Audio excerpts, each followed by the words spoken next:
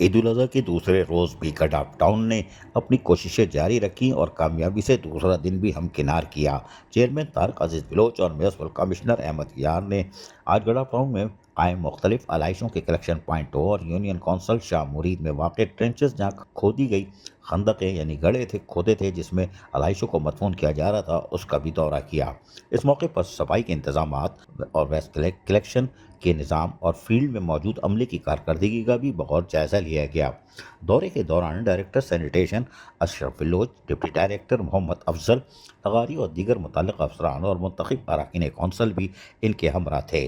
Chairman Tariq عزیز بلوچ نے کہا کہ گڈھا ٹاؤن میں صفائی کے نظام کو جدید خطوط پر استوار کرنے کے لیے ہم دن رات کام کر رہے ہیں۔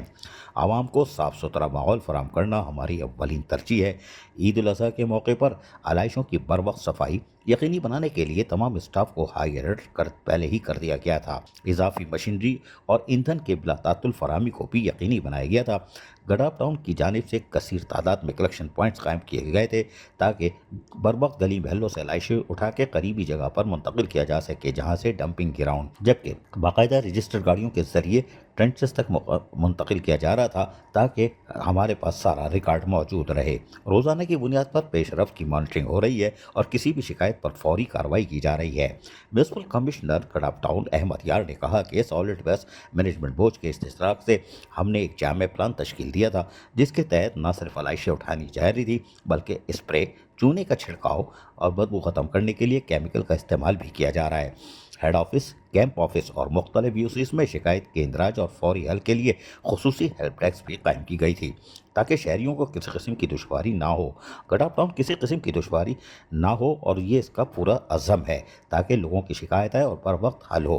گڈھا ٹاؤن کی عوام سے گزارش ہے کہ علائشیں مقررہ اوقات پر رکھیں اور انتظامیہ سے تعاون کریں تاکہ ہم سب مل کر ایک صاف ستھرا گڈھا ٹاؤن جو ہے اس کو برقرار رکھ سکیں۔ انتظامیہ کی جانب سے صاف اور صحت مند ماحول کی فراہمی کے لیے کیے گئے اقدامات قابل تحسین تھے۔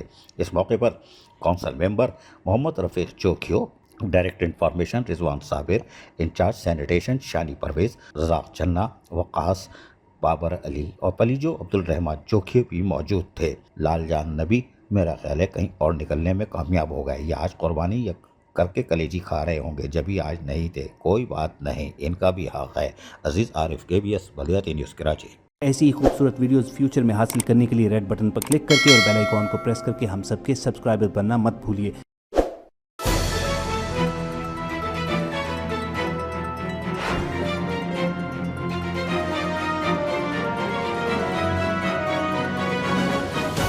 KBS بلدیاتی نیوز۔